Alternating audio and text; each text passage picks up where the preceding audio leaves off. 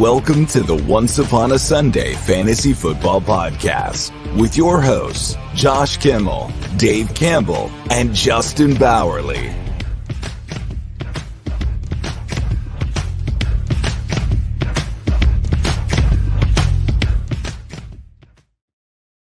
Welcome to Once Upon a Sunday Fantasy Football Podcast. I'm Josh. With me is Justin. Of course, as usual, Dave is not here for our Priority Waiver Edition show. I don't think Dave's going to be here for the rest of the season. He's very upset with me. Very upset. Oh, no. Yeah. Oh, no. Did you make him mad? I beat him in 2 leagues where he's the 1 seed, and I was the 6 and 5 seed. And it was not good for him. It was great for me. But hey, Christmas miracles do happen. I hope everyone did get a Christmas miracle and get into the championship games, because I sure did. 5 out of 8 semifinals. I got very lucky yesterday. Very. That's pretty awesome. Yeah, I only made 1 of my 5, or 1 of 4, something like that.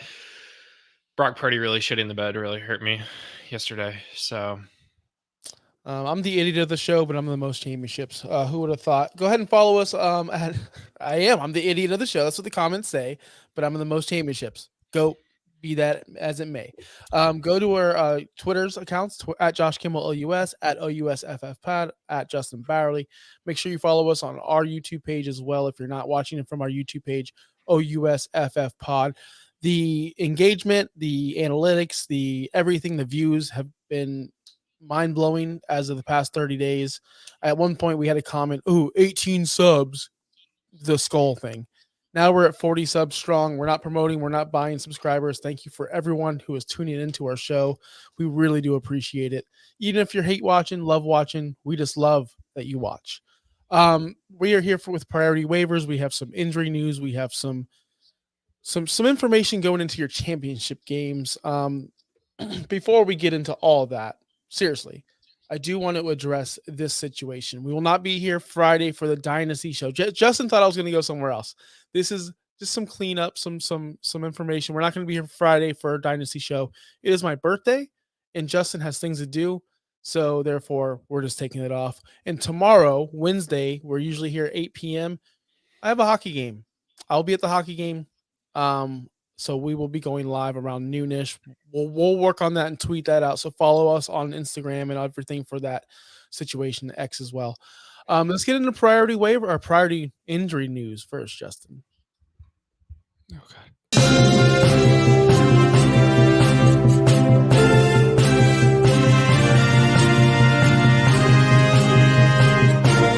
Time for injury news.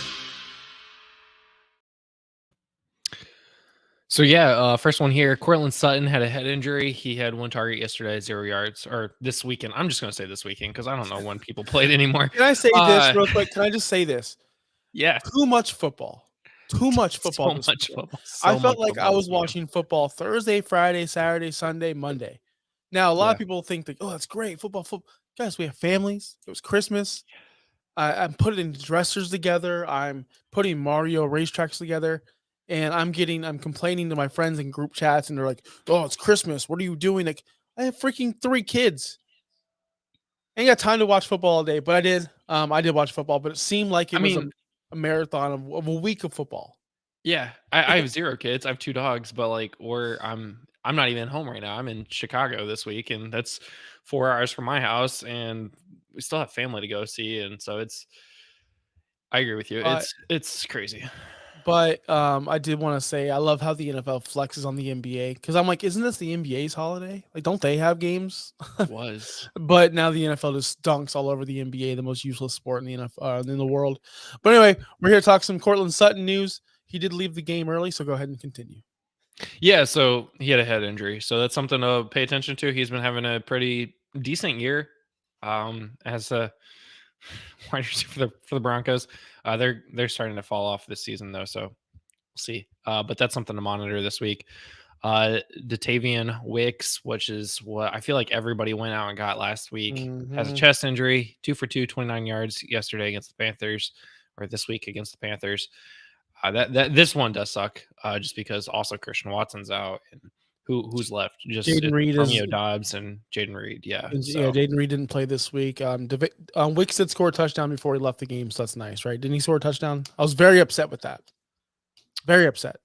Possibly. I think Dobbs scored the touchdown. Dobbs scored a touchdown late because I needed that Dobbs touchdown, but I think Wicks scored a touchdown too, and I was very upset with it. I'm like, Dobbs, you useless piece of crap. And then 15 minutes later, he scores a touchdown to help me beat Dave. Another one, Trevor Lawrence. I feel like he's on this list every week now. Trevor Lawrence with his 4th injury of the season. He has a shoulder injury, 17 for 29, 211 yards, touchdown, 2 interceptions at the Tampa Bay Buccaneers. Who? I'm going to say he's unstartable now. I'm just going to say that. He's been unstartable most of the season. He's been a mid quarterback 2 at best. I don't want to get any heat on this. He has been almost unstartable, but people are still starting him because of the name, because of the potential he brings to your team.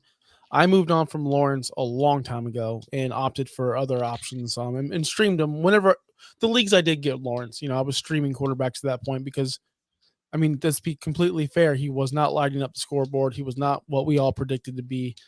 He's been very mid this season. When we give out our awards, he might be a candidate for, bust of the year, but maybe underwhelming player of the year, because bust is hard. You have to be drafted very high to be a bust. Yeah. Maybe underwhelming player of the year at this point. Yeah, that's fair. Next up, Jerick McKinnon. This is his time of the shine. Every year, it seems like Jerick McKinnon at the end of the season goes on a tear for the Chiefs. He's out on IR with a groin injury. He's out for the season. Effectively, he didn't even play this last weekend because he's on IR. So for all of us that fired up Jerick McKinnon for the end of the season playoff run, that sucks. It's all right, Pacheco. That's all they need. They have Pacheco, the best running back in the history of the world. Pacheco. Who would have thought? Jalen Waddle left the game with a shin injury, 1 for 450 yards against the Dallas Cowboys. They didn't really need him. They still beat the Cowboys anyway. But Tyreek Hill's back, so but this does suck that if you have Jalen Waddle as one of your starting wide receivers, he is day-to-day on this with this shin injury. Death, taxes, Waddle leaves the game with an injury. Those are your givens in life. This year, he's left almost every single game, but he's come back in most. He's the Julio Jones of our generation. It's super annoying. Jordan Addison left the game with an ankle injury. This is big. I had Jordan Addison in a league, and I was supposed to win that game, and I didn't. So, sorry. It's okay. I had in that league, I had Jalen Waddle, Jordan Addison, and our next guy. So that's awful. I was the number 1 seed by a lot, and I lost by a lot. It happens. Next up, TJ Hawkinson with a knee injury. I felt this one this week. I really felt the injuries this week. Didn't even pay attention, but I still felt the injuries. This does suck if this was your tight end. TJ Hawkinson's one of those guys, you don't have another tight end because you have TJ Hawkinson. You streamed his bye week and that was it. And then you got rid of that guy. So the fact that he is now going to possibly hurt you. The Vikings are still technically in the playoff hunt. Yep. But with 2 weeks left, the Vikings might just play it safe and sit TJ for a week or two. It's extremely annoying because TJ Hawkinson's been like the dude this year at the tight end position. He's been up there consistently, putting up numbers, and a lot of people got to the playoffs with TJ Hawkinson and Jalen Waddle and even Cortland Sutton helping out on the back end because he's been putting up decent numbers, and all these players are getting hurt. So all these number 1 seeds and number 2 seeds, they're all getting knocked out of the playoffs because of injury. Yeah. You hate to see it. That's why sneaky 5 and 6 seeds like myself sneaking past and inevitably going to lose in the championship game. But we'll do our best with these priority waivers because we all need some help. Before we get into that, though, I do want to talk about Sam Howell just for a little bit, not too long, of course. He was benched for Jacoby Brissett. Sam Howell put up one of the worst fantasy quarterback, not fantasy, I guess, but quarterback situations in a while. He was god awful. I don't know how or what happened to him. I know for a fact there's a lot of people thinking he was going to be the starter, no question, next season. In the past 3 weeks, he's been god awful, not finishing games in the past 2 at least. I know I might get hate on this. I might get hate. I don't know. I know that for a fact someone is coming at me in real life, like a real life friend, telling me how much Sam Howell's better than Kyler Murray. That was said, and I'll just leave it at that. But Sam Howell, watch out for dynasty keeper leagues, anything in that situation. He's not someone I want to go forward into my dynasty situation in the 2024 season because of how poorly he's played all season, really. He's just been great for fantasy, but in reality, he's been playing poor all season. And he's a guy I would like to sell high if I could. If there's still believers who think he's better than Kyler Murray. That was said, that was told to me.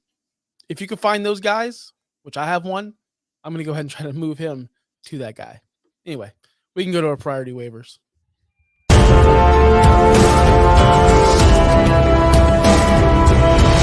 This week's priority waivers.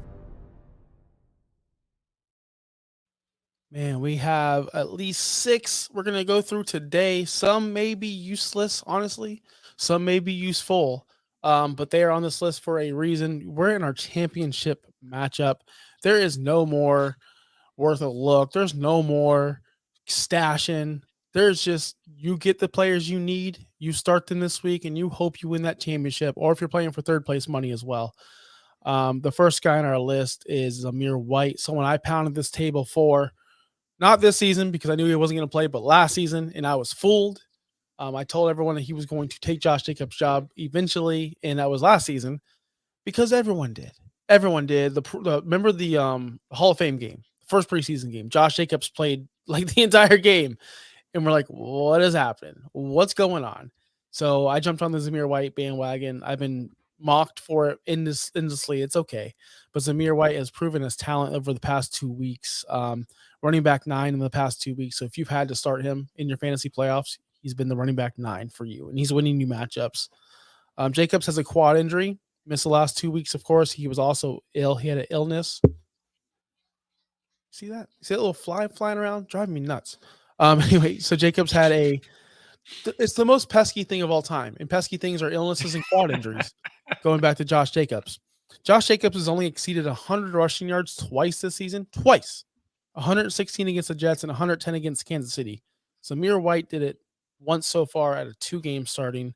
Zamir White he looks explosive. He looks like a good, decent talent. I won't say special, but he looks like a good talent moving forward. If they move on from Josh Jacobs, this is a guy that will take over, I believe.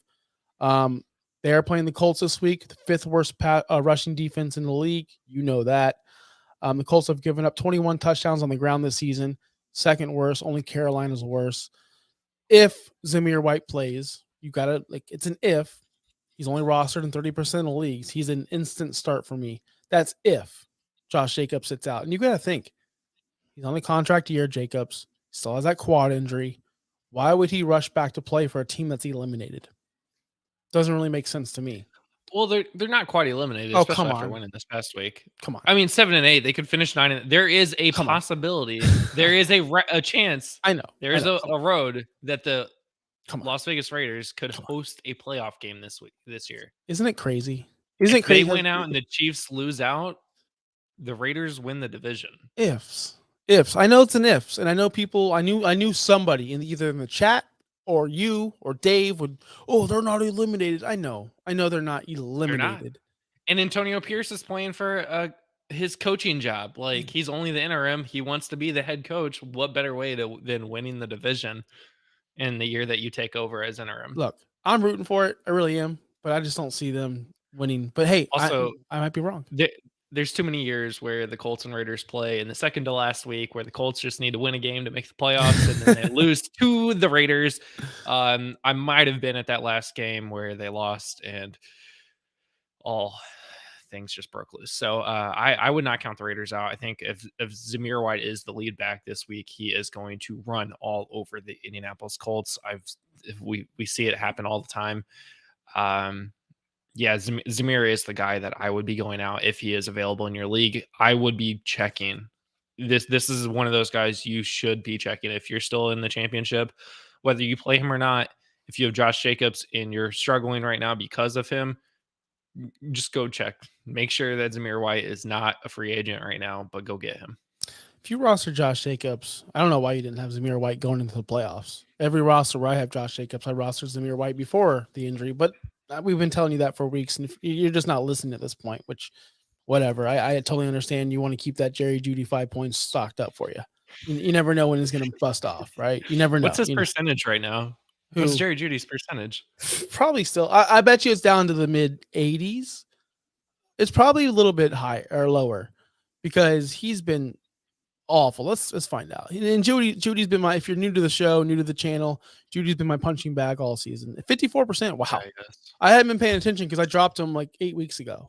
I haven't really been paying attention. He's never been on this priority list, ever.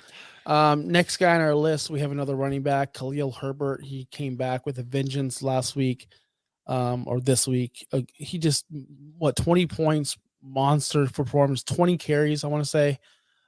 They go to Atlanta, or actually they're home against Atlanta. Atlanta's in the middle of the pack against the run, so not a special matchup. But I do like Khalil Herbert that he's back. He's electric. He's fast. He's quick. He can catch the ball out of the backfield. It seems like for every single game this season, they've had Roschon Johnson, Deontay Foreman go, and they're just plodding back. So they're just slow, and I might be wrong, right? Roschon Johnson could be like electric. I just never seen the runs. I just see him up the middle, 4 yards or 3 yards and fall down. Never see anything special out of Roschon. But Khalil Herbert, I do see the electric, and I know you're a big Khalil fan. Are you telling me, would you go over Khalil Herbert or Zamir White in your championship game if they both start? So I do roster Herbert in quite a bit of leagues, actually. Been saying that all season. He's finally coming out. However,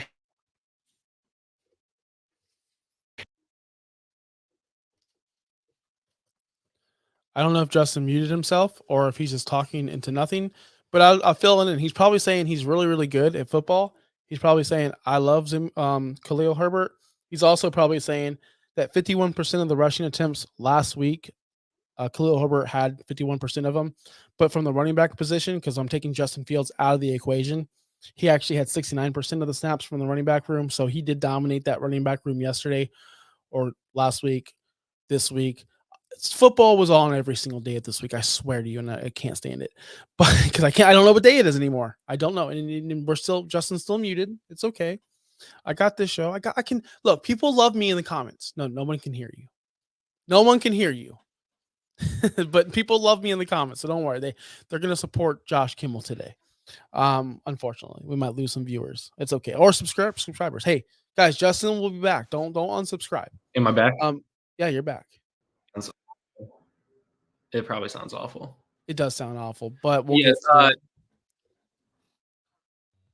You're 100% right. Can you still hear me? Yeah. Yeah. No. Okay, you can hear me now. I don't know what the hell happened.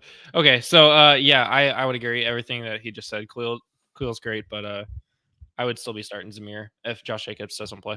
I agree with that. The thing with Khalil Herbert, I was looking at his stats. I'm like, wow, he hit a lot of yards. He did pretty well. He must have had a 70-yard run. He must have had a 50-yard run. No, his longest run was only 15 yards. So no breakaways. Everything was pretty great, pretty efficient. His career average is 4.9 yards per carry. That's his career average. I mean, that's pretty damn good. I know there's some haters on Khalil Herbert. Maybe he's too small. Maybe he's a scat back. Maybe he can't carry the load. But he is someone they rely on, and I do believe Khalil Herbert is the second best player on this list today. 45% rostered. He did look very good against the Cardinals. I mean, it's the Cardinals, but he did look very good against the Cardinals in that game. But they're playing Atlanta. They're playing Atlanta this week, and they're both going to be running the ball. It's going to be a disaster. Run, punt, run, punt. Pass to Kyle Pitts. Screen to Jonnu Smith. Punt. I mean, that's just how the game's going to go, guys. Sorry. Next guy on this list, Justice Hill, the guy I told you guys to go get over Gus Edwards, and I was wrong, but was I wrong? I was wrong, but was I wrong? I told everyone, including you, Justice Hill will get more opportunities, and that's exactly what happened. The problem is Gus Edwards had that touchdown, which took me out of a semifinals on that touchdown. Actually, it was a 39-yard reception. I went downstairs to go get some milk and cookies for a little late night snack. I come back and I'm like, wait, how did Gus Edwards just get 4.9 points? I look at his stats. I'm like, well, he's still 6 for 8 yards, still 6 carries, 8 yards, still absolutely trash. And then I see a catch for 39 yards on the stat. It's ridiculous. Absolutely ridiculous. Hill had more carries. Hill had more touches overall. He just didn't get the touchdown. He had 8.7 points fantasy wise. Gus had 14 thanks to that touchdown. Take that touchdown away. Take that random fluky 39-yard catch away. Gus did absolutely trash. But that's why we start Gus, because he does get the goal line carries. I understand that. I really do. Hill had a better snap percentage, 62% compared to Gus's 43%. And the very last drive, running the clock out. If you watched the game, you knew the fourth quarter didn't matter. No one played football. It was just going through the motions. Gus had 16 yards on 2 carries on the very last drive, which gave him 1.6 extra points. I know I'm being bitter, but gosh, man, Justice Hill he was the right call. Gus just got the points. I know all you people were going to hate on me. I get it. I understand it. But I hate whenever I tell people this person's going to be on the field more, and he's on the field more. It's just he doesn't get the goal line work, and he doesn't get a random lucky 39-yard catch. So go ahead and defend your boy Gus, because he was incredibly bad. But Gus gets the touchdowns. I guess it doesn't matter what you do between the 20s, as long as you're getting into the end zone. We talked about players being touchdown dependent. Yep. Gus, yeah, we talk about him being touchdown dependent, but he's still scoring the touchdowns over Justice Hill. They're giving him the ball, not Justice Hill. I know. But, I mean, going down the stretch, they're going to have to use all their backs as much as possible to keep everyone healthy, so Justice Hill will be an option. He's not somebody that I'm going to be firing up as a starter this week unless I am really, really thin at running back for some reason. Maybe you have some of the guys that got hurt this week. Maybe you were hoping Jerick McKinnon was going to be good and you banked everything on him. Maybe you have Josh Jacobs and Tyjae Spears as your starting running backs. Sure, go get Justice Hill, but yeah, not going to start him this week. We're saying they are playing Miami, who's 5th against the rush, so I don't really want to start any of these guys. But if you're in a pinch and you have no one else, Justice Hill's out there. Yeah. He's only rostered in 20% of the leagues, and he is the highest volume running back in the Ravens' backfield right now. I mean, you can say that. That's a fact. But what does he do with the volume? We'll have to find out against Miami. We're moving on to wide receivers. We got 3 more guys to get through. So wide receivers, Demarcus Robinson. Out of nowhere. Actually, not out of nowhere, because he's been pretty good since week 13. He has been in the fantasy playoffs wide receiver 12 since it started, but since week 13, he's been wide receiver 10. Under the radar kind of guy, a guy you don't really expect or to start on your. I have not seen one person say, I started Demarcus Robinson this week, the week before, the week before, the week before. Haven't seen it. Only rostered in 10% of the leagues. But the guy is getting 24 targets in that time, 15 catches, 227 yards, and 4 touchdowns. He's had a touchdown every single game since week 13. That's why he's up there in the rankings. That's why. Very touchdown dependent. I don't hate him. I don't hate it. Is he worth starting this week? I don't know. They're playing the Giants. And I will say this, the Los Angeles Rams, nobody targets the wide receivers more than the Los Angeles Rams. 72.1% of all targets go to the wide receivers. No one's even in the 70 percentile range. So Matthew Stafford doesn't even look at the running backs, doesn't look at the tight ends. It's Kupp, Puka, and it was Tutu, but now it's Demarcus Robinson. I mean, he's viable. I think he's a starter. Yeah. What did I tell you earlier this weekend? I was like, maybe it wasn't you, but I had Demarcus Robinson on my bench, of course, this weekend, and that absolutely killed me. Yeah, I can't believe I have Demarcus Robinson and Pickens on my bench in a league. I lost that league. Demarcus Robinson has had a 90% snap share in the past 2 weeks in a row, so he is getting on the field. Before that, it was only in the mid-60s, so he is getting on the field a lot more. I think you can fire up him safely, but don't expect, like, if he doesn't score a touchdown, he's probably going to kill you. He's getting like around 5 for 60 every single game, 4 for 60 every single game, 4 for 56 at that point. Those touchdowns really boost up those numbers and really give him, it's like 50% of his points every single week. Touchdowns. So that's what I'm afraid of. Is he going to score a touchdown or not? Is he a tight end at the wide receiver position, if you get what I'm saying? You're just hoping for a touchdown. I don't know, man. Yeah, I mean, the Rams are starting to come in place over the last 6 weeks. They've won 5 of their games. They've only lost to Baltimore, but they've beat teams like Cleveland, Seattle, and New Orleans. They got the Giants, and it doesn't matter about San Francisco coming up, but they're playing to get into the playoffs. If they win 2 more games, they're 10-7, and that definitely gets you a playoff bid in the NFC. So spreading out that ball, they're doing what they're I mean, since Demarcus Robinson's been playing, they've been winning. So keep that going. Now you have 3 wide receivers to throw the ball to. When the Rams went to the Super Bowl, they had wide receivers all over the field that they were throwing the ball to. Why not continue that trend? I can see DeMarcus Robinson having a big game this week against the Giants. It's so funny to think we're in a championship game, championship matchups, and we're talking about Justice Hill, Khalil Herbert, Zamir White. Like, this is what fantasy football is. A couple years ago it was Rashad Penny. Last year it was whoever. Like, it's never the guys. Tyler Boyd, like a couple of years ago, was a league winner at the end of the season. Like, it's so weird. Yeah. Look, so much emphasis, and we're going to get into it in the offseason, but so much emphasis is put on the draft. So much emphasis, so much time goes into who should I take in the first round? Who should I take in the second? Nobody ever talks about late seasons additions. Like, nobody ever brings that up in the offseason. It's always draft. When in reality, the draft does matter because it's a foundation. But I don't think it's the most important thing. But that's the most thing we focus on because you know what? It's interesting. We could talk about it. We could have debates. No one can debate, well, I think Zamir White's really going to come on in week 15. You can't really have those debates in the offseason. But you can have debates about the draft. But yet the draft is one of the most meaningless things. It's all about start sits, trades, waiver wire additions. That's the main thing in season handling. Oh, is that the 3 things that we do? That's what do we draft? We draft the one time. We draft one time. We spend 8 months talking about the draft. Well, 8. Let's see. And rankings and then all of a sudden we just throw it away. It's just like you spend so much time on one day, throw it away after the draft, and then nobody talks about. Well, and this is exactly why okay teams win championships and the really good teams don't, because they invest everything into, I need my starters to be fantastic. But then at the end of the season, TJ Hawkinson goes down, Jordan Addison goes down, Trevor Lawrence goes down. And now that your team is going, oh crap, my bench is literally a bunch of people that are projected to score me 3 points this week. I'm screwed as the number 1 seed. And yet here comes the number 6 seed coming in with a decent bench because they've been focusing they started 0-4. And then they've been building back up and building up and building up. And now they have a team that can compete in week 17. Being comfortable is the most deadly thing you can possibly have. I have 2 number 1 seeds. I'm a number 1 seed in 2 leagues, and those teams are my worst teams. You know why? Because I was comfortable. I wasn't as aggressive on the waiver wire. I wasn't out making trades. You know why? Because my team was winning. So the teams that are scratching and crawling to get in, they are the most dangerous teams because they're the ones that are focused on the waiver wire, trading options, and they're really focused on start sits.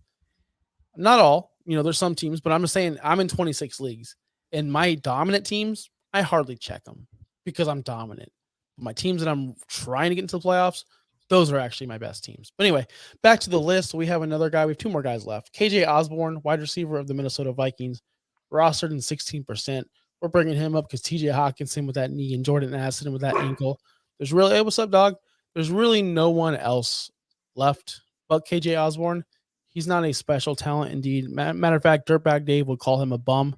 But he did score a touchdown this week. KJ Osborne going to Green Bay. Or they host Green Bay. Green Bay's been bad. Green Bay's been historically bad. Not historically. I just say that because it's fun to say. But they are Green Bay just let Bryce Young, one of the worst quarterbacks in the league, go for 300 plus yards. Bryce Young has not cracked 200 yards since week 8 against Houston. Bryce had 312 against Green Bay. Green Bay let DJ Chark go for 98 and 2 touchdowns. Adam Thielen was back on his pace for 94 yards. Green Bay against last week was also awful. I can't read my own handwriting right now, but they're in shambles. They have given up 41 points to wide receivers in the past 2 weeks. Not combined, just 41 and 41. They're just letting anyone go by them. My buddy Chris Girardi, who is watching this right now, will let you know. Green Bay against Green Bay in week 8, Osborne went for 8 catches, 99 yards on 10 targets.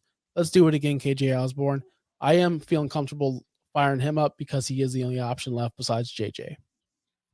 I agree with you. At first, when I saw KJ Osborne on this list, I was like, oh God, we're putting KJ Osborne on here. And I was like, oh, Jordan Addison, TJ Hawkinson, he's automatically the number 2 wide receiver on that team now, behind Justin Jefferson. And Green Bay is going to be trying to lock up Justin Jefferson. So by default, you have KJ.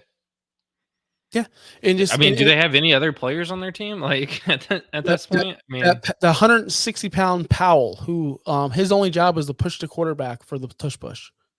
The 160-pound receiver. Remember that play? Ridiculous. But KJ out. But this is more of an indictment on the Packers and how bad they've been in the secondary in the past 2 weeks. They just give up. They give up the booty to everyone in the past 2 weeks, which any Packers fans will tell you that. Ask Dave Stager, part of this network at Finstock Sports Network. He'll tell you. He'll 100% tell you. So KJ Osborne for me, I'm lighting him up this week if I have him, if I have to. There's actually a dynasty team I have where I roster KJ Osborne and I have Waddle. And if Waddle doesn't play, I have to file up Osborne, and I feel okay about it. I feel pretty decent about it. Nick Mullins went, 400 yards? Can I say something? Can I say something about that? He had 1.6 points before that Justin Jefferson touchdown, the first one. And I was jumping for joy because Dave had him. I ended up beating Dave, so it didn't matter. But when Mullins went for like some 400, I was crushed. I felt,